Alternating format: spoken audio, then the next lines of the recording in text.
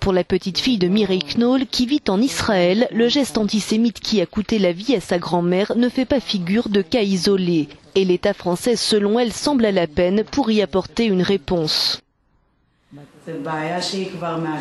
C'est un problème qui est déjà ancré et qui doit être traité comme tel. Je pense que la France ne sait pas comment faire, qu'elle est un peu démunie face à ça. Je crois que les gens devraient arrêter de trouver des excuses et regarder la réalité en face. L'Europe est traversée par une résurgence des actes antisémites sous des formes multiples, violences, insultes ou attaques comme ce commerce incendié à Créteil en France en janvier dernier, mais aussi des revendications politiques avec les discours décomplexés d'extrême droite, l'importation du conflit israélo-palestinien ou les attentats djihadistes qui ont notamment visé une école juive de Toulouse en mars 2012 ou le musée juif de Bruxelles 2 ans plus tard. Des idéologies nourries de haine auxquelles Internet est facilement perméable.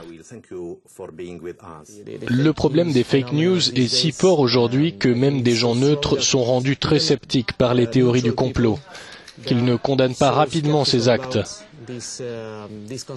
Donc ces jeunes, à Bruxelles ou ailleurs en Europe, ne condamnent pas vite l'antisémitisme parce qu'ils ne savent pas réellement si c'est vrai ou pas.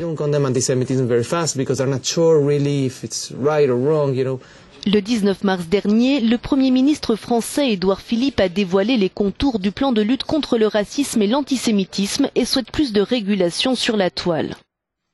La France défendra au niveau européen un projet législatif pour contraindre les opérateurs à retirer dans les plus brefs délais tout contenu haineux, raciste ou antisémite.